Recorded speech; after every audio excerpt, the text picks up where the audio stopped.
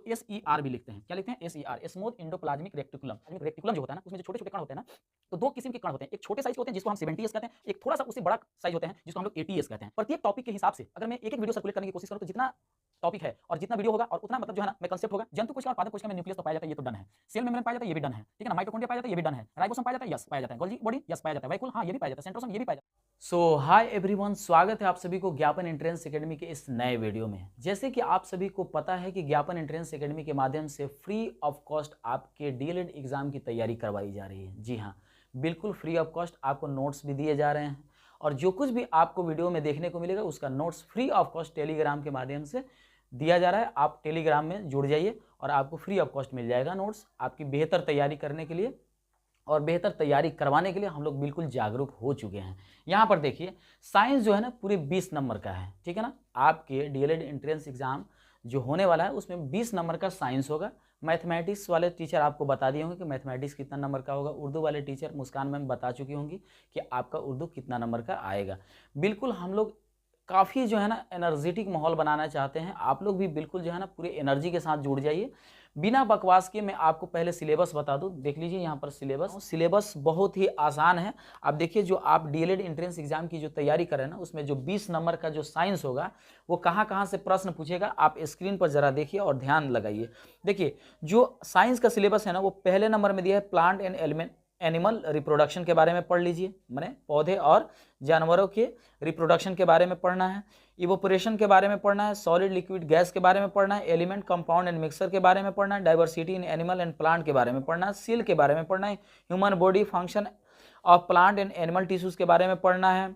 Bacteria virus के बारे में पढ़ना है। वेलोसिटी, फोर्स एंड मोशन, अदरक लहसुन प्याज, बहुत सारी चीज़ें पढ़ना है। मतलब मैं लाइन बाय लाइन से अगर नाम रखूँ तो फिर इसी तरह समय निकल जाएगा। आपका एग्जाम सर पर है, बहुत करीब है। तो बिना बकवास के और बिना समय लिए हम चलिए सेशन की शुरुआत करते हैं। जैसे कि आप सिलेबस में देखें उसमें सेल दिया हुआ था और इसी कंसेप्ट को मैं इस वीडियो के माध्यम से पूरा का पूरा एक्सप्लेनेशन करने वाला हूं और इसका नोट्स भी मैं फ्री ऑफ कॉस्ट देने वाला हूं। तो चलिए बिना देर के हम लोग इस सेशन की शुरुआत करते हैं। बिल्कुल वीडियो में शुरू से लेकर अंत तक बने रहिएगा। प्रत्येक कंसेप्ट को बारीकी से समझने की कोशिश कीजिएगा। अंत में मैं जो प्रश्न पूछूंगा उसका आपको कमेंट में आंसर भी देना होगा, तब जाकर के आपकी अच्छी प्रैक्टिस होगी। तो देखिए, सबसे पहले मैं बात करूँ, जो हमारा जो सिलेबस था उसमें सेल के बारे में पढ़ना था और सेल से भी कुछ प्रश्न रहेंगे। तो सबसे पहले बात करते हैं कि कोशिका। देखिए, सेल जो मानव शरीर की आधारभूत संरचना एवं कार्यात्मक इकाई है। जाहिर सी बात है कि हमारी जो शरीर बनी है ना, ये कोशिकाओं से मिलकर बनी है। मतलब कोशिका मिलकर के उत्तक का निर्माण करता है और उत्तक मिलकर के अंग का निर्माण करता है और अंग मिलकर के अंगतंत्र का निर्माण करता है और फिर जाकर के एक शरीर का निर्माण होता है। जाहिर सी बात है। तो जब ये कंसेप्ट क्लियर हो गई तो चलिए आगे बढ़ते हैं कि ठीक है, तो कोशिका से मिलकर हमारा शरीर बना है, ये बात सही है। तो ये एक स्टेटमेंट तैयार होता है कि हमारे जो हम लोग मानव है ना, हम लोग मानव, तो हम लोग कह सकते हैं और इससे एक प्रश्न पूछ सकता है कि बताइए मानव शरीर का आधारभूत संरचना और कार्यात्मक इकाई को क्या कहते हैं। तो उसमें ऑप्शन दिया रहता है जिसमें से आपको चुनना होगा कोशिका, यानी कि मानव की आधारभूत संरचना एवं कार्यात्मक। देखिए, प्रत्येक लाइन इंपॉर्टेंट है और एक भी लाइन को स्किप नहीं कीजिएगा और मिस नहीं कीजिएगा। नहीं तो मिस और स्किप करने की कोशिश कीजिएगा तो फिर हो सकता है कि आपका एक नंबर इसी तरह चला जाए। क्योंकि बहुत आसान आसान प्रीवियस ईयर मैंने पेपर देखा, बहुत आसान क्वेश्चन पूछा है। बस आप जिस तरीके से तैयारी करवाया जा रहा है आप तैयारी कीजिए और भरोसा कीजिए कि जो कुछ भी कंसेप्ट दिया जाएगा ना, बहुत अच्छा से दिया जाएगा। देखिए, मानव शरीर की आधारभूत संरचना, कार्यात्मक इकाई, ये किसी तरीके से भी क्वेश्चन घुमा करके पूछे तो आपको बताना है कि मानव शरीर की आधारभूत संरचना हो या कार्यात्मक इकाई हो, उसको हम कोशिका कहते हैं। क्योंकि हमारी शरीर जो है ना कोशिकाओं से मिलकर बना है, बिलियनों सारी कोशिकाओं से मिलकर के बना है। अब बात करते हैं कि ठीक है, तो कोशिका के अध्ययनकर्ता को, यानी अध्ययन करने की जो अध्ययन करता है ना उसको क्या कहते हैं, या अध्ययनकर्ता को क्या कहते हैं, तो साइटोलॉजी कहते हैं। ठीक है ना? क्या कहते हैं? साइटोलॉजी। यानी देखिए, जिस किताब में कोशिका का अध्ययन किया जाता है ना उसको साइटोलॉजी कहा जाता है। ठीक है ना? अब बात आती है कि ठीक है, यहां तक तो क्लियर हो गई। तो बताइए, कोशिका जो कि मृत होता है और जीवित भी होता है, तो मृत कोशिका की खोज किसने किया? तो ध्यान रखिएगा, मृत कोशिका यानी मरा हुआ कोशिका की खोज 1665 ईस्वी में रॉबर्ट हुक के द्वारा किया गया। सुनिएगा ध्यान से, आपसे पूछ सकता है कि मृत कोशिका की खोज किसने किया, तो बताइएगा रॉबर्ट हुक ने। ठीक है ना, कब किया, तो 1665 ईस्वी में। ये बात जरूर ध्यान में रखिएगा, मृत कोशिका की खोज 1665 ईस्वी में रॉबर्ट हुक के द्वारा की गई। जीवित कोशिका की खोज किसने किया, तो 1674 ईस्वी में एंटोनी वान लीवेनहॉक ने किया। ठीक है ना, यानी कि जीवित कोशिका की खोज किसने किया, एंटोनी वॉन लीवेनहॉक ने किया। अब बात करते हैं कि ठीक है, तो कोशिका का सिद्धांत किसने दिया। देखिए यहां पर 3-4 प्रश्न क्लियर हो गए हैं। सबसे पहला प्रश्न ये हुआ कि मतलब हमारे शरीर की आधारभूत संरचना और क्रियात्मक इकाई को क्या कहते हैं, तो कोशिका कहते हैं। इसके अध्ययन को क्या कहते हैं, तो साइटोलॉजी कहते हैं। मृत कोशिका की खोज किसने की, तो रॉबर्ट हुक ने किया। जीवित कोशिका की खोज किसने की, तो एंटोनी वॉन लीवेनहॉक ने किया। अब कोशिका का सिद्धांत किसने दिया, तो कोशिका का सिद्धांत किसी 2 व्यक्ति ने मिलकर के दिया था, एमजे स्लाइडेन, थियोडोर स्वान। और ये दोनों आदमी का नाम एक साथ लिया जाता है, स्लाइडेन एंड स्वान। अगर आपसे पूछ देना कि बताइए कोशिका का सिद्धांत किसने दिया, तो आप बताएंगे कि कोशिका का सिद्धांत स्लाइडेन एंड स्वान ने दिया। इन दोनों का नाम एक साथ रहता है, ठीक है ना, तो आप टिक लगा दीजिएगा कि स्लाइडेन एंड स्वान के द्वारा क्या हुआ, कोशिका का सिद्धांत को प्रतिपादित किया गया, मतलब उसी के द्वारा मतलब सिद्धांत दिया गया, कोशिका का सिद्धांत दिया गया। देखिए ऑलरेडी मैं यहाँ पर लिख चुका हूँ, और यहाँ पर देखिए थोड़ा सा बेसिक कंसेप्ट पढ़ लीजिए। देखिए चूंकि ये जो है ना, यहाँ से कुछ प्रश्न रह जाते हैं। जैसे कि देखिए पूछ देता है कि मानव शरीर की सबसे बड़ी कोशिका क्या है, मानव शरीर की सबसे बड़ी कोशिका क्या है, तो फीमेल अंडाणु होता है। और मानव शरीर की सबसे छोटी कोशिका तो फीमेल नहीं, मेल शुक्राणु होता है। यहां पर ध्यान से सुनिएगा, मानव शरीर की सबसे बड़ी कोशिका फीमेल का अंडाणु, ठीक है ना, यानी स्त्री का अंडाणु, ठीक है ना, जो गर्भाशय से निकलता है। और मानव शरीर की सबसे छोटी कोशिका शुक्राणु, ठीक है ना, ठीक है, ये बात समझ लीजिएगा। मानव शरीर की सबसे लंबी, अच्छा चलिए ये तो हो गई बड़ी कोशिका, तो छोटी कोशिका हो गई शुक्राणु, ठीक है। तो मानव शरीर की लंबी कोशिका यानी लंबाई की दृष्टि से लंबी कोशिका कौन है, तो तंत्रिका कोशिका। और इन्हीं तंत्रिका कोशिका के माध्यम से हमारे शरीर में सूचना का हस्तांतरण होता है, ये भी बात जान लीजिए। और यही अंडाणु और शुक्राणु की देन से किसी संतान और संतति का भी निर्माण होता है। देखिए ये सारे कंसेप्ट को समझते जाइए। उसके बाद से देख लीजिए, अगर सवाल पूछ दे कि दुनिया की सबसे बड़ी कोशिका का नाम बताइए, तो बताएंगे शुतुरमुर्ग का अंडा। क्या बताएंगे, शुतुरमुर्ग का अंडा। फिर पूछ देगा कि दुनिया की सबसे छोटी कोशिका का नाम क्या है, ठीक है ना, तो माइकोप्लाज्मा। मतलब यहाँ तक जो कंसेप्ट मैंने समझाने की कोशिश की आपको समझ में आ गया होगा। ये सारे कंसेप्ट को ध्यान में रखिए, कोशिका से रिलेटेड एक भी प्रश्न नहीं छूटना चाहिए। यहाँ पर देखिए मैं थोड़ा सा, क्योंकि यहाँ पर मैं पादप कोशिका के बारे में तो नहीं पढ़ाऊंगा, मानव शरीर की सबसे छोटी और क्रियात्मक इकाई कोशिका के बारे में ही पूरा कंसेप्ट में पढ़ाऊंगा, लेकिन कोशिका से रिलेटेड एक भी प्रश्न नहीं छूटेगा। देख लीजिएगा, यहाँ पर मैंने 2 प्रकार की कोशिकाओं को लेकर आया, एक है जंतु कोशिका और दूसरा है पादप कोशिका। जरा ध्यान दीजिएगा, और दोनों में थोड़ा का बस डिफरेंट है, सुनिएगा ध्यान से। देखिए सबसे पहला बात यह है ना कि जंतु कोशिका गोलाकार होता है, और ये जो होता है ना, ये पादप कोशिका ये चौकोर होता है। तो एक तो पहला डिफरेंट ये हो गया कि जो जंतु कोशिका होता है ना, ये गोलाकार होता है, और पादप कोशिका जो होता है ना, वो चौकोर होता है।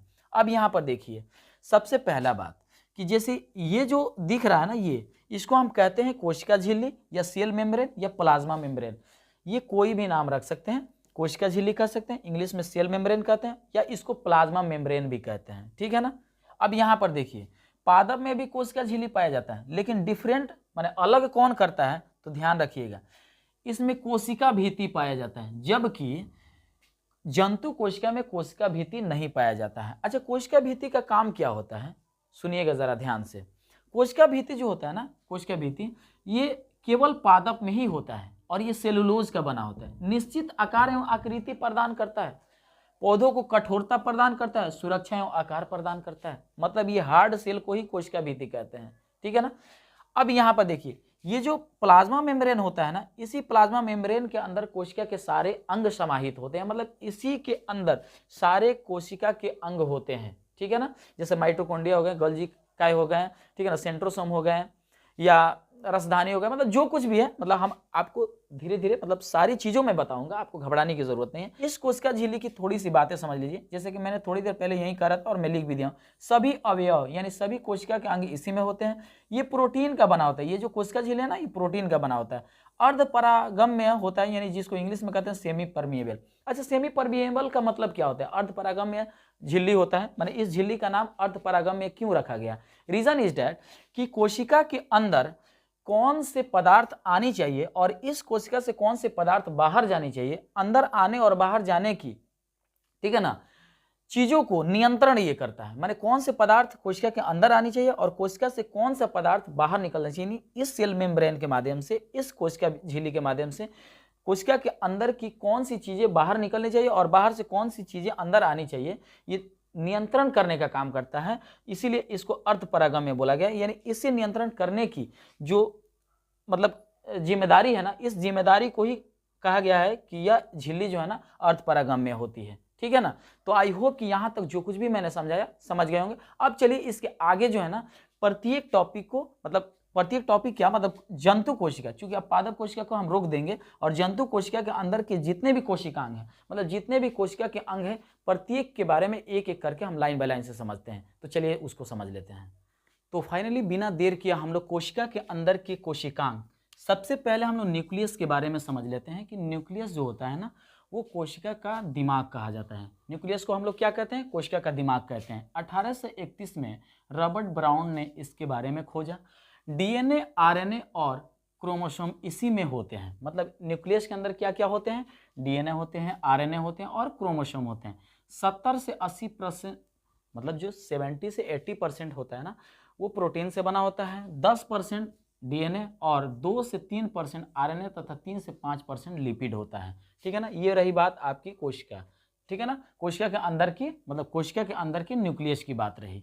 अब बात करते हैं कि जो एक न्यूक्लियस के बाद जो सेकंड पार्ट आता है ना वो होता है इंडोप्लाज्मिक रेक्टुलम। ठीक है ना। अब इंडोप्लाज्मिक रेक्टुलम की बात करें, अंदर परदव्य झिल्ली बोला जाता है। ठीक है ना। जिसके खोजकर्ता कौन है? केथ पोटर, अल्बर्ट क्लाउड तथा अर्नेस्ट फ्लोम। ये तीनों वैज्ञानिक का नाम याद रखिएगा। ठीक है ना। इनमें से किसी एक का भी नाम देकर के भी पूछ लेता है। अब चलिए इंडोप्लाज्मिक रेक्टुलम की अगर बात करें, यानी अंतःपरदव्य झिल्ली की बात करें, तो ये जो होता है ना ये दो किस्म के होते हैं। एक होते हैं स्मूथ और दूसरा होता है रफ। यानी स्मूथ ER, ठीक है ना, जिसको SER भी लिखते हैं। क्या लिखते हैं? SER, smooth endoplasmic reticulum. ठीक है ना। अब ये क्या करता है स्मूथ वाला? ये कार्बोहाइड्रेट तथा वसा का संश्लेषण कराता है, यानी कार्बोहाइड्रेट तथा वसा का पाचन कराता है। उसके बाद से रफ की बात करें तो रफ इंडोप्लाज्मिक रेक्टिकुलम का काम क्या है? देखिए रफ इंडोप्लाज्मिक जो रेक्टिकुलम होता है ना, ये जो खुरदुरा टाइप का होता है, इसके बाहरी परत पर ना, जैसे अगर इस तरीके से है, सपोज मान लीजिए यही है, इसके बाहरी परत जो होते हैं ना इस तरीके से, तो छोटे छोटे दाने जैसे दिखाई देते हैं, माने छोटे छोटे कण दिखाई देते हैं, जिन्हें राइबोसोम कहते हैं। मतलब ये तो कंसेप्ट आपको समझना होगा कि जो छोटे छोटे कण होते हैं ना उसको राइबोसोम कहते हैं। ठीक है ना। प्रोटीन का संश्लेषण में सहायक होता है। वहीं जो छोटे छोटे कण होते हैं ना वो प्रोटीन के संश्लेषण में सहायक होता है ना। ठीक है। राइबोसोम को प्रोटीन की फैक्ट्री भी कहते हैं। अब इसके खोजकर्ता की बात करें तो खोजकर्ता है जॉर्ज ई पैलेट। ये भी ध्यान में रखिएगा। कोशिका का सबसे छोटा अंग कहा जाता है किसको? राइबोसोम को। राइबोसोम छोटे छोटे कण होते हैं और ये कहाँ पर होते हैं? रफ इंडोप्लाज्मिक रेक्टिकुलम के ऊपरी परत पर छोटे छोटे कण होते हैं जिन्हें हम राइबोसोम कहते हैं। और उन्हीं राइबोसोम को हम लोग क्या कहते हैं? प्रोटीन की फैक्ट्री भी कहते हैं। मतलब राइबोसोम को ही प्रोटीन की फैक्ट्री कहते हैं। प्रोटीन का संश्लेषण में सहायक होता है। इसके खोजकर्ता जॉर्ज ई पैलेट है। कोशिका का सबसे छोटा अंग भी कहा जाता है। आरएनए प्रोटीन से बना होता है, मतलब आरएनए और प्रोटीन मिलकर के बना होता है। अब बात करें कि जो राइबोसोम होता है, ये जो राइबोसोम होता है ना, ये भी राइबोसोम को हम दो हिस्सों में बांटे हैं। पहला तो जो राइबोसोम, चूंकि देखिए जो छोटे छोटे कण होते हैं ना, इंडोप्लाज्मिक रेक्टिकुलम, जो रफ इंडोप्लाज्मिक रेक्टिकुलम जो होता है ना, उसमें जो छोटे छोटे कण होते हैं ना, तो दो किस्म के कण होते हैं। एक छोटे साइज के होते हैं जिसको हम 70S कहते हैं।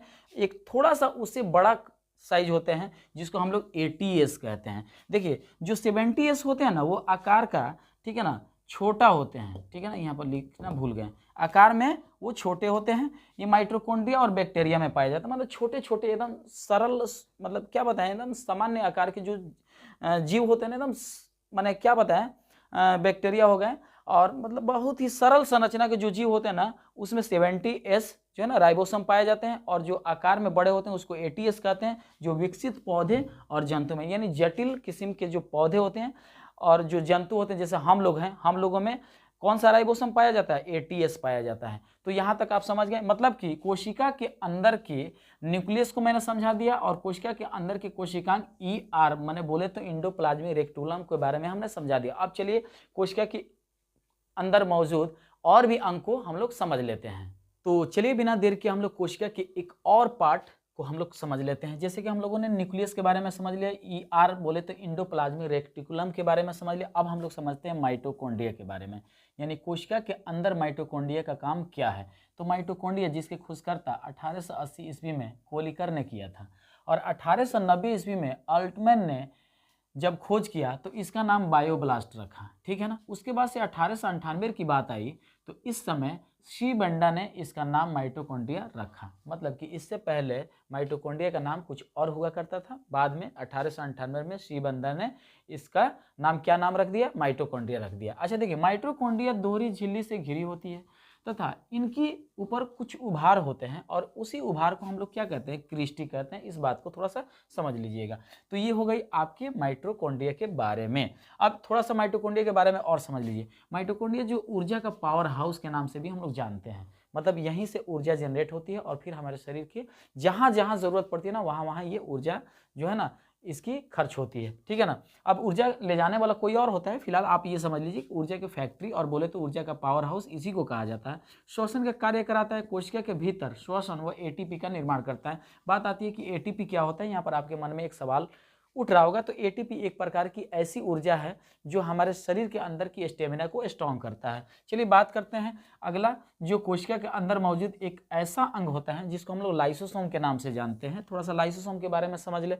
लाइसोसोम क्या होता है? तो इसके खोजकर्ता डी डुबे हैं। लाइसोसोम जल अपघटन एंजाइम पाया जाता है। लाइसोसोम के अंदर एक जल अपघटक एंजाइम पाया जाता है जो कोशिका के अंदर पाचन का कार्य करता है। क्या मतलब? देखिए, अगर मान लीजिए न्यूक्लियस है, इंडोप्लाज्मिक रेक्टिकुलम है, माइटोकॉन्ड्रिया है, गोल्जी बॉडी है, और भी बहुत सारे सेंट्रोसोम है, ठीक है ना। अगर ये जितने भी कोशिकांग हैं अगर काम नहीं करते हैं ना, तो ये क्या करता है? ये लाइसोसोम क्या होता है ना कि मतलब सपोज मान लीजिए कि अगर कोशिका के अंदर कोई पार्ट मर गया तो ये उसको पाचन करने का यानी सफाई करने का काम करता है लाइसोसोम, क्योंकि इसके अंदर एक जल अपघटक एंजाइम पाया जाता है जो पाचन का कार्य करता है। लेकिन जरा सोचिए कि कोशिका के सारे अंग यानी कोशिकांग जिसको कहते हैं, कोशिकांग अगर पूरे उसके कोशिका के अंदर के सारे पार्ट मर गए तो ये क्या होता है? लाइसोसोम खुद से ही फट जाता है और पूरी तरीके से उसको जो है ना खत्म कर देता है, ठीक है ना। जिसको हम लोग क्या कहते हैं? इस लाइसोसोम को सुसाइड बैग भी कहते हैं, यानी आत्महत्या की थैली भी कहते हैं। चलिए अगला जो बात है वो कोशिका के अंदर मौजूद गोल्जी काय के बारे में हम लोग समझ लेते हैं, जिसको इंग्लिश में गोल्जी बॉडी कहते हैं। 1898 में कैमिलो गोल्जी नामक वैज्ञानिक ने इसके बारे में खोजा था और कहा था कि इसका कार्य जो होता है ना ये ऊर्जा का परिवहन कराना होता है।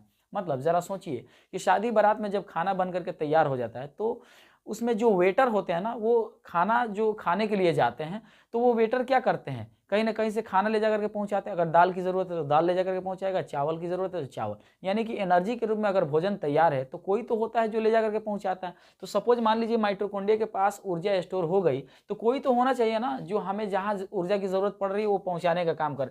तो ये गोल्जी काय ही है जो क्या करता है, ये गोल्जी का है जो गोल्जी बॉडी क्या करता है? ऊर्जा का परिवहन कराता है। मतलब इसको यातायात का प्रबंधक भी कहा जाता है। मतलब इसको हम लोग क्या कहते हैं? यातायात का प्रबंधक, ठीक है ना। तो यहाँ पर दो बातें क्लियर हो गई। पावर हाउस, ऊर्जा का पावर हाउस किसे कहते हैं? माइटोकॉन्ड्रिया का। और यातायात का प्रबंधक किसे कहा जाता है? तो हम लोग कहते हैं किसे? गोल्जी काय को। तो चलिए बिना देर के हम लोग अब आगे जो समझते हैं वो है मतलब कोशिका के अंदर मौजूद जो कोशिकांग होते हैं वो होते हैं एक सेंट्रोसोम, जिसको हम लोग केवल जंतु कोशिका में ही पाए जाते हैं। खोजकर्ता है बोबरी, कार्य है कोशिका विभाजन। तो ये है सेंट्रोसोम। क्या है भाई? ये है सेंट्रोसोम। मतलब इसका कार्य होता है कोशिका विभाजन का। लीवर में सबसे ज़्यादा सेंट्रोसोम पाया जाता है, जबकि लीवर खराब होने के बाद, लीवर डैमेज होने के बाद जब हम लोग दवा खाते हैं तो हमारी लीवर फिर से रिकवर हो जाती है। रीज़न इज डैट कि लीवर में सबसे ज़्यादा सेंट्रोसोम पाया जाता है। बात करते हैं अगला कोशिकांग रसधानी की, जिसको इंग्लिश में वैकुल कहते हैं, जल को स्टोर करने का कार्य करता है। जंतु में छोटा लेकिन पादप में बड़ा वैकुल पाया जाता है। तो ये रहा आपके कोशिका के अंदर सारे कोशिकांग का कंसेप्ट। अब थोड़ा सा यहाँ पर मोटा मोटी समझ लीजिए कि ये है जंतु कोशिका और ये है, मतलब थोड़ा देर के लिए, मतलब मैं थोड़ी सी डिफरेंट फिर से मैं एक बार समझाने की कोशिश कर रहा हूँ और फिर से रिपीट करने की कोशिश कर रहा हूँ, और फिर हम लोग क्वेश्चन आंसर भी करेंगे। आप लोग को वीडियो को स्किप नहीं करना है। सुनिए, जंतु कोशिका की बात चल रही थी, तो जंतु कोशिका की बात जो चल रही थी वो गोलाकार थी, मैंने पहले ही कंसेप्ट में समझाने की कोशिश किया था। और जो पादप कोशिका की बात चल रही थी वो चौकोर थी। तो यहाँ पर मैंने क्या किया, जंतु कोशिका को एक तरफ और मतलब पादप कोशिका को एक तरफ किया। और यहाँ जंतु कोशिका और पादप कोशिका में क्या क्या कॉमन है और क्या क्या डिफरेंट है, वही बस मैं समझाना चाहता हूँ। एक बार फिर से सुन लीजिए। जंतु कोशिका और पादप कोशिका में न्यूक्लियस तो पाया जाता है, ये तो डन है। सेल मेम्ब्रेन पाया जाता है, ये भी डन है, ठीक है ना। माइटोकॉन्ड्रिया पाया जाता है, ये भी डन है। राइबोसोम पाया जाता है, यस पाया जाता है। गोल्गी बॉडी, यस पाया जाता है। वैकुल, हाँ ये भी पाया जाता है। सेंट्रोसोम, ये भी पाया जाता है। लेकिन ध्यान रहे, जंतु कोशिका में सिलिया और फ्लैजिला यानी केवल जंतु कोशिका में ही पाया जाता है, जो पादप कोशिका में नहीं पाया जाता है। यानी पादप कोशिका में क्या नहीं पाया जाता है, तो सिलिया और फ्लैजिला। सिलिया और फ्लैजिला क्या है भाई, तो देखिए यहां पर सुनिएगा, जो हेयर लाइक स्ट्रक्चर इस तरीके से होता है ना, इसको सिलिया कहते हैं। क्या कहते हैं, सिलिया। मतलब कि यहाँ पर इस तरीके से हेयर लाइक स्ट्रक्चर, और जिसका पूंछ जैसी संरचना होती है ना, इसको हम लोग फ्लैजिला कहते हैं। तो ये केवल जंतु कोशिका में ही पाया जाता है, इससे आपको ज़्यादा टेंशन लेने की जरूरत नहीं है। लेकिन पादप कोशिका की बात करें, जो जंतु कोशिका में नहीं मिलता है, वो क्या चीज़ है जो जंतु कोशिका से अलग करता है, तो कोशिका भित्ति है और लवक है। यानी कि इसमें सेल वॉल पाया जाता है, लेकिन इसमें सेल वॉल नहीं पाया जाता। इसमें प्लास्टिड यानी लवक पाया जाता है, जबकि इसमें जंतु कोशिका में नहीं पाया जाता है। भाई लवक पौधों के अंदर पाया जाता है। तो देखिए प्लास्टिड को भी मैंने थोड़ा सा कंसेप्ट समझाने की कोशिश कर रहा हूँ। यहाँ पर देखिए हरित लवक होता है, चूंकि प्लास्टिड को मैंने 3 भागों में बांटा है, हरित लवक, अवर्णित लवक और वर्णित लवक। हरित लवक का कार्य क्या होता है, ये भोजन का निर्माण करवाता है। अवर्णित लवक का काम क्या है, पौधे के उस भाग में पाया जाता है। अवर्णित लवक कहाँ पाया जाता है, पौधे के उस भाग में पाया जाता है जहाँ पर सूर्य नहीं पहुँचता, जैसे जड़ हो सकता है, ठीक है ना, उसका रूट हो सकता है, या ऐसे मतलब तना जो मतलब मिट्टी के अंदर जा रहा हो, उसमें अवर्णित लवक पाया जाता है। अब बात करें कि वर्णित लवक क्या होता है, तो भाई ये रंगीन लवक होता है, जो कि क्या है, पुष्पी पादपों को रंग प्रदान करता है। जैसे फूल वगैरह, बहुत सारे किस्मों के फूलों को आप देखे होंगे, उसमें क्या करता है, ये वर्णित लवक पाया जाता है, जिसके कारण वो फूल रंग बिरंगा होता है। तो ये रहा आपका पूरा का पूरा कंसेप्ट। अब थोड़ा सा एक और कंसेप्ट है जिसके डिफरेंट को थोड़ा सा समझना, जैसे यूकैरियोटिक और प्रोकैरियोटिक सेल के बारे में थोड़ा सा क्वेश्चन पूछ लेता है, तो ये भी मैं कंसेप्ट को समझाना चाहता हूँ। तो चलिए इसके बाद हम लोग वो समझ लेते हैं। देखिए यूकैरियोटिक और प्रोकैरियोटिक सेल से भी कुछ क्वेश्चन पूछ दिए जाते हैं, तो मैं यहाँ पर इसके डिफरेंट को थोड़ा सा मैं समझाने की कोशिश कर रहा हूँ। यूकैरियोटिक सेल की बात करें तो यह कोशिकाएं पूर्ण विकसित होती हैं। मतलब यहाँ पर अगर बात करें तो हम लोग भी we are the example of eukaryotic cell. यह कोशिकाएं पूर्ण विकसित होती है, केंद्र पूर्ण विकसित होता है और कोशिका का विभाजन आराम से हो जाता है। पौधे एवं जीव में यूकैरियोटिक सेल पाया जाता है। और प्रोकैरियोटिक सेल की बात करें तो यह अर्ध विकसित होता है। मतलब इसके जो मतलब कोशिकाएं जो होती है ना, वो अर्ध विकसित, पूरी तरीके से विकसित नहीं होती। इसमें केंद्रक भी अविकसित होते हैं, मतलब केंद्रक मतलब का विकास नहीं हो पाता है, मतलब अगर होता भी तो इधर उधर रहता है। कोशिका का विभाजन नहीं हो पाता है, ठीक है ना। और यहाँ पर क्या है ना कि ये बैक्टीरिया और माइकोप्लाज्मा में पाया जाता है। तो आई होप कि यहाँ तक आपको समझ में आ गया। अब आपको पूरे इस कंसेप्ट से जो भी मैं ऑब्जेक्टिव तैयार किया हूँ, चलिए लाइन बाय लाइन से सारे ऑब्जेक्टिव को 1 बाय 1 से करके हम लोग सारे ऑब्जेक्टिव को देख लेते हैं, और सारे क्वेश्चन का आंसर आपको डायरेक्ट लगाना है।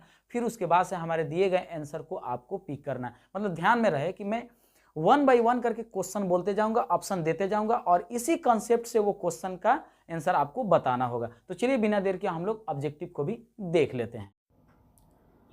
तो यहाँ पर है आपका पहला क्वेश्चन। पहला क्वेश्चन है कि जीवधारी के आधारभूत संरचना एवं कार्यात्मक इकाई को क्या कहा जाता है। तो दिया गया ऑप्शन है उत्तक, अंग, कोशिका की अंग तंत्र। जैसे कि मैंने कंसेप्ट बताया था कि हमारे मानव शरीर की सबसे छोटी और क्रियात्मक इकाई को कोशिका कहते हैं। तो option C is the right answer. अब बात करते हैं सेकेंड नंबर क्वेश्चन का कि मृत कोशिका की खोज किसने की थी। मृत कोशिका, और मैंने बताया था कि मृत कोशिका और जीवित कोशिका की खोज 2 अलग अलग वैज्ञानिक ने किया था। तो बताइए कि 2 का सही उत्तर क्या हो जाएगा। जैसे कि ऑप्शन दिया हुआ है एंटोनी वान लीeuwenhoek 1674 में, और मैंने इसलिए लिख दिया है ताकि आप लोग को ध्यान में रहेगा। रॉबर्ट हुक सेकंड ऑप्शन है, और थर्ड में है स्लाइडेन एंड स्वान, और चौथा है अरस्तु। तो यहाँ पर देखिएगा 2 का सही उत्तर हो जाएगा आपका रॉबर्ट हुक। रॉबर्ट हुक ने क्या किया था, मृत कोशिका की खोज की थी। और जीवित कोशिका की खोज किसने किया था बताइए तो, एंटोनी वॉन लीeuwenhoek ने किया था। और स्लाइडन एंड स्वान ने कोशिका का सिद्धांत दिया था। और अरस्तु क्या है, आपके बायोलॉजी के पिता कहलाते हैं। ठीक है ना। तो यहाँ पर आपका पूरा का पूरा 2 नंबर प्रश्न भी क्लियर हो गया। अब देखिए यहाँ पर, देखिए मैं क्वेश्चन बोल रहा हूँ, ऑप्शन भी दे रहा हूँ, लेकिन आप लोग फटाफट जो है ना अपने मन से ही आंसर देने की कोशिश कीजिए। अब यहाँ पर देखिए जीवित कोशिका की खोज किसने की, लीजिए ये भी क्वेश्चन आ गया।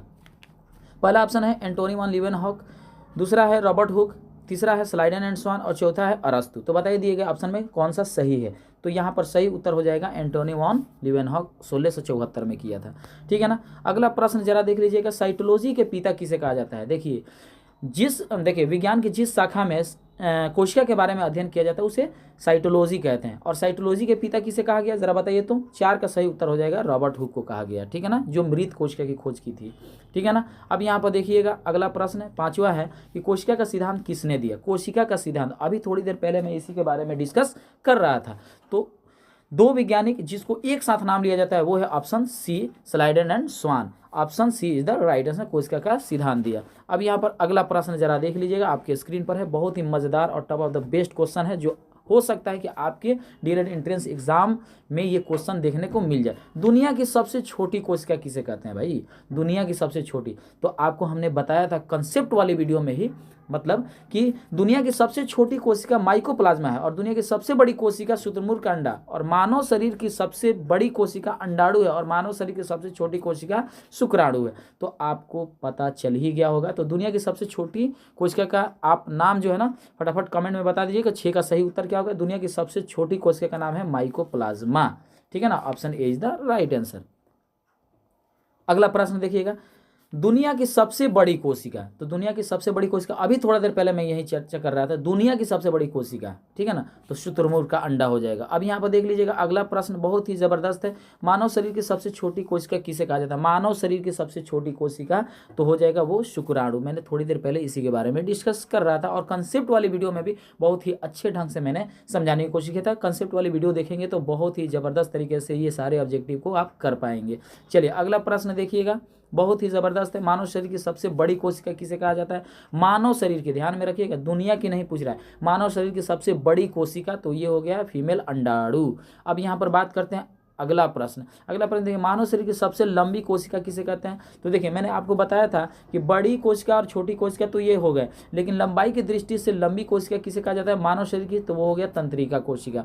ये बात ध्यान में रखिएगा। अगला प्रश्न देखिएगा, कोशिका झिल्ली पाया जाता है। कोशिका झिल्ली किस में पाया जाता है बताइए तो जाहिर सी बात है कि मैंने बताया था कि कोशिका झिल्ली ही एक ऐसा कॉमन झिल्ली है जो कि पादप और जंतु दोनों में पाया जाता है, तो जंतु तथा पादप दोनों में। ठीक है ना, तो यहाँ ऑप्शन सी हो जाएगा, 11 का क्या हो जाएगा ऑप्शन सी। अब आइए अगला प्रश्न देखिएगा, 12 नंबर क्या कर रहा है, कोशिका भित्ति। तो कोशिका भित्ति ही एक ऐसा मतलब कोशिका का पार्ट है जो कि ये जंतु कोशिका से अलग करता है और ये पादप में पाया जाता है। तो ये केवल पादप में पाया जाता है, इसलिए option B is the right answer. अब यहाँ पर बात करते हैं अगला प्रश्न, जरा देखिएगा, पादप कोशिका भित्ति बनी होती है। पादप कोशिका भित्ति किसे बनी होती है, तो मैंने बताया था। देखिए जंतु की जो कोशिका झिल्ली होती है ना वो प्रोटीन का बना होता है, लेकिन वो बात करते हैं कि अगर पादप में जो कोशिका भित्ति होता है वो किससे बना, तो ये मैंने कॉन्सेप्ट वाली वीडियो में ही समझाने की कोशिश किया था और शायद आप लोग समझ गए होंगे और इसका आंसर भी लगा दिए होंगे कमेंट बॉक्स में। अगर नहीं लगाए होंगे तो लगाइए, जल्दी लगाइए, तभी जाकर के याद रहेगा। और आपको लग रहा है कि डीएलएड एंट्रेंस एग्जाम में ऐसा प्रश्न थोड़ी ना रहेगा इतना हल्का, नहीं, इतना ही हल्का रहता है, इतना समझ जाइएगा। मैंने प्रीवियस ईयर पेपर को मैंने देखा है। पादप कोशिका भित्ति किससे बनी होती है, तो सेल्यूलोज की, option A is the right answer. ठीक है ना। अब यहाँ पर देख लीजिएगा जरा, 13 नंबर क्वेश्चन हो गया।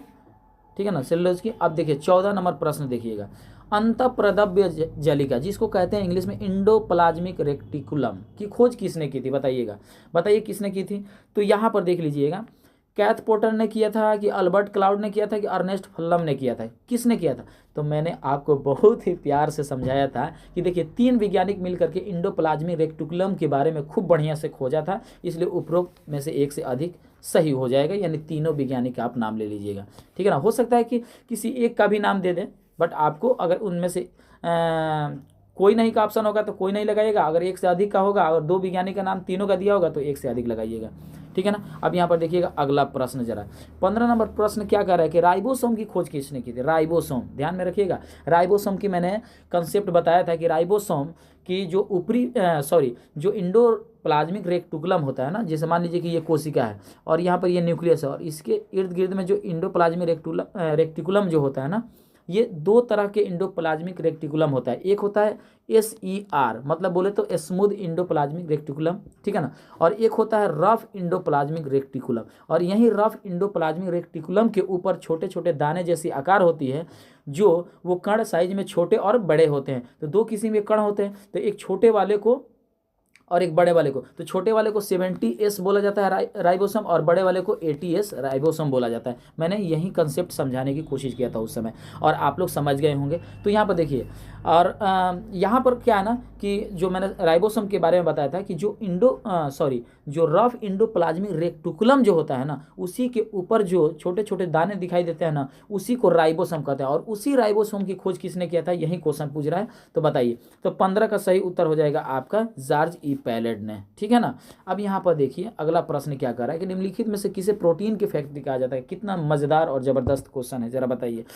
तो प्रोटीन की फैक्ट्री राइबोसोम को ही कहा जाता है, ठीक है ना। अब यहाँ पर देखिए अगला प्रश्न है, जरा देखिएगा, माइटोकॉन्ड्रिया की खोज किसने की थी। माइटोकॉन्ड्रिया जो क्या कहा जाता है, मतलब पावर ऑफ एनर्जी कहा जाता है, ठीक है ना, या कोशिका का पावर हाउस कहा जाता है, ठीक है ना। तो बताइए कि माइटोकॉन्ड्रिया की खोज किसने की थी। यहाँ पर आपके ऑप्शन दिख रहे हैं, कैथ पोटर ने कि अल्बर्ट क्लाउड ने कि अर्नेस्ट फल्लम ने कि कॉलिकर ने।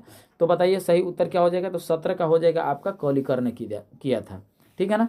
अब यहाँ पर देखिए अगला प्रश्न, कोशिका में ऊर्जा का घर। देखिए अभी थोड़ा देर पहले अभी हम इसी के बारे में डिस्कस कर रहे थे। कोशिका में ऊर्जा का घर यानी पावर हाउस किसे कहा जाता है, गोल्जी काय को, कि तारक काय को, कि राजधानी को, कि माइटोकॉन्ड्रिया को। तो बता दीजिए फटाफट आंसर। तो option D is the right answer. अगला प्रश्न देखिएगा, लाइसोसोम जिसको आत्महत्या की थैली के नाम से भी जानते हैं, इसकी खोज किसने किया था। क्या डी डुबे ने, क्या अल्बर्ट क्लाउड ने, क्या अर्नेस्ट फल्लम ने, कि कॉलिकर ने। तो बताइए किसने किया था। लाइसोसोम आत्महत्या की थैली, अब याद रखिएगा कि आत्महत्या करना यानी कि लेकर डूब मरना, ठीक है ना। लेकर डूब मरना के से ही आपको एक ट्रिक याद आ जाएगी, जिसे लाइसोसोम आत्महत्या की थैली कहा जाता है। और आत्महत्या की थैली मतलब लाइसोसोम का यही काम होता है ना कि कोशिका के अंदर जो कोशिकांग होते हैं, अगर कोई काम करना बंद कर देना तो उसकी सफाई और पाचन करने का लाइसोसोम में एक जल अपघटक एंजाइम पाया जाता है, जो कोशिका के पाचन करने का कार्य करता है। और कोशिका एक तरह से मतलब जो कोशिका के अंदर की जितने भी कोशिकांग हैं, मतलब जितने भी उसके पार्ट है, अगर काम करना पूरी तरीके से बंद कर देना तो ये अपने आप को फट जाता है, पूरी तरीके से सुसाइड कर लेता है। इसे सुसाइड बैग के भी नाम से हम लोग जानते हैं। तो 19 का सही उत्तर हो जाएगा कि लाइसोसोम की खोज डी दुबे ने किया था। और इसको याद करने की ट्रिक क्या हो सकती है, लाइसोसोम जिसको आत्महत्या की थैली कहते हैं, और आत्महत्या करना मतलब हम तो डूबे सनम तुमको भी ले डूबे, तो डूबे से ही याद रख लीजिए कि लाइसोसोम की खोज किसने किया था, डी डुबे ने, ठीक है ना।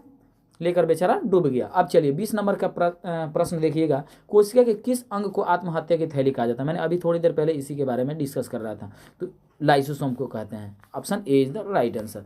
अब 21 नंबर प्रश्न देखिएगा, गोल्जी काय जिसको इंग्लिश में गोल्जी बॉडी कहते हैं, कि खोज किसने की थी, गोल्जी काय। तो बताइए, देखिए गोल्जी बॉडी जो है ना ट्रांसपोर्टेशन का काम करता है। मान लीजिए कि कोशिका में माइटोकॉन्ड्रिया के पास अगर एनर्जी है, तो जहाँ हमें एनर्जी की ज़रूरत पड़ती है उसको स्थानांतरण कराने का काम गोल्जी काय के ही जिम्मेदारी जाती है। तो गोल्जी काय की खोज किसने किया था बता दीजिए। तो 21 का सही उत्तर हो जाएगा कैमिलो गोल्जी। ये तो डायरेक्ट नाम से ही रिलेट कर दिया है, तो आपको याद होना चाहिए, ठीक है ना। 22 नंबर देखिएगा, यूकैरियोटिक कोशिका पाया जाता है। यूकैरियोटिक कोशिका किस में पाया जाता है, मैंने अभी बताया था मतलब कंसेप्ट वाली वीडियो में। क्या बैक्टीरिया में, क्या माइक्रोप्लाज्मा में, पौधे और जीव जंतु में, कि उपरोक्त में से कोई नहीं, बता दीजिए। तो 22 का सही उत्तर हो जाएगा पौधे और जीव जंतु। We are the example of eukaryotic cell, ठीक है ना। अब यहाँ पर जरा देख लीजिएगा कि किस ब्रिटिश वैज्ञानिक ने 1665 ईस्वी में कोशिका की खोज की थी। लीजिए अब ये थोड़ा सा क्वेश्चन हमको घुमा दिया है। तो 23 का सही उत्तर हो जाएगा, आपको थोड़ा सा सनी याद होना चाहिए। तो 23 का सही उत्तर हो जाएगा आपका रॉबर्ट हुक ने 1665 ईस्वी में, ठीक है ना, मृत कोशिका की खोज की थी, ठीक है ना। तो 23 का क्या उत्तर हो जाएगा, ऑप्शन डी। अब आइए अगला प्रश्न देखिएगा कि निम्नलिखित में से कौन सा लगभग प्रत्येक कोशिका में पाया जाने वाला गुण नहीं है। मतलब कौन ऐसा चीज़ है जो लगभग प्रत्येक कोशिका में पाया जाने वाला गुण नहीं है। तो 24 का सही उत्तर हो जाएगा कोशिका भित्ति, क्योंकि ये पादप कोशिका में ही पाया जाता है। और प्लाज्मा झिल्ली और केंद्रक कोशिका द्रव्य वगैरह तो सभी कोशिका में पाए जाते हैं, ठीक है ना। अब यहाँ पर देख लीजिएगा अगला प्रश्न है 25 नंबर, अंतःपरद्रव्य बोले तो इंडोप्लाज्मिक की सतह पर किसके कारण वह खुरदुरी होती है, बताइए किसके कारण होता है खुरदुरी। अब तो मैंने थोड़ी देर पहले इसी के बारे में तो डिस्कस कर रहा था। मेरी हर एक लाइन को, वीडियो को बिना स्किप किए अगर सुनने की कोशिश करेंगे ना और समझने की कोशिश करेंगे तो सारे के सारे कोशिका से रिलेटेड जितने भी प्रश्न बनने वाले हैं ना, एक भी प्रश्न नहीं छूटेगा। देखिए तो 25 का सही उत्तर हो जाएगा राइबोसोम। मैंने बताया था ना कि इंडोप्लाज्मिक रेक्टुलम के ऊपर छोटे दाने और बड़े दाने जैसी खुरदुरे सतह होते हैं, माने उस सतह होते हैं, और उसी सतह पर खुरदुरे को हम लोग क्या कहते हैं, राइबोसोम कहते हैं। तो ribosome is the right answer. अब आइए अगला प्रश्न देखिएगा जरा, निम्नलिखित में से कौन सी कोशिकांग केवल पादप कोशिका में स्थित होती है। कौन सा कोशिकांग, कोशिकांग मतलब कोशिका के अंदर रहने वाले जितने भी कोशिका के अंग होते हैं ना उसे कोशिकांग कहते हैं। तो केवल पादप में स्थित रहते हैं। तो बता दीजिए क्या कोशिका भित्ति, क्या प्लाज्मा झिल्ली, प्लास्टिड या कोशिका द्रव्य। तो बता दीजिए जो कोशिकांग केवल पादप कोशिका में रहते हैं, ठीक है ना, पादप कोशिका में रहते हैं, जरा बताइएगा। तो 26 का सही उत्तर हो जाएगा आपका प्लास्टिड। लेकिन यहाँ पर एक और चीज़ मैं बता दे रहा हूँ, यहाँ पर केवल पादप कोशिका में स्थित होती है तो प्लास्टिड तो होता ही है, कोशिका भित्ति भी होता है, ठीक है ना।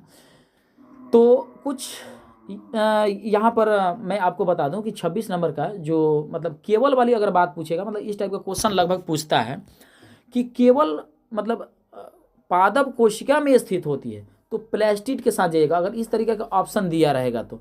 क्योंकि देखिए यहाँ पर बड़ा कंफ्यूजन वाला बात है, क्योंकि कोशिका भित्ति भी तो होता है जो पादप कोशिका में पाया जाता है, पादप कोशिका में पाया जाता है, लेकिन कुछ ऐसे ऐसे जंतु कोशिकाएं भी होती हैं ना जिसमें लगभग ठीक है ना हार्ड सेल्स पाया जाते हैं, यानी कोशिका भित्ति के रूप में, कोशिका भित्ति के तौर पर पाया जाता है। तो इसलिए हम लोग इस ऑप्शन को लेकर नहीं चलते हैं। लेकिन इस तरीके का अगर ऑप्शन दे देगा, अगर आपके एग्जाम में ऐसा क्वेश्चन पूछ देगा और कोशिका भित्ति के साथ साथ प्लास्टिड भी दिया है तो आप प्लास्टिड के साथ ही जाइएगा। निम्नलिखित में से कौन सी कोशिकाएं केवल पादप कोशिका में पाया जाता है, तो केवल वाली बात यहाँ पर प्लास्टिड में होता है। जिस तरीके से जंतु कोशिका में सिलिया और फ्लैजिला होता है जो पादप में नहीं पाया जाता, उस तरीके से पादप में प्लास्टिड होता है जो किसी जंतु कोशिका में नहीं पाया जाता है। तो option C is the right answer. अब यहाँ पर देख लीजिएगा 27 नंबर का, निम्नलिखित में से कोशिका का नियंत्रक केंद्र कौन है। तो 27 का सही उत्तर हो जाएगा ऑप्शन सी केंद्रक, ठीक है ना।